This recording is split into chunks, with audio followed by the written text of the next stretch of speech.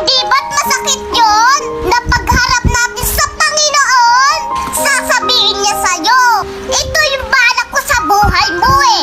Maganda ang balak ko eh. Bakit kita bubuhayin nang wala akong magandang balak? Ito yung gusto kong mangyari sa pamilya mo. Kahit naghihirap ka noon, may balak ako malalampasan mo yun. Gusto ko magkaroon ka ng impact sa buhay ng iba.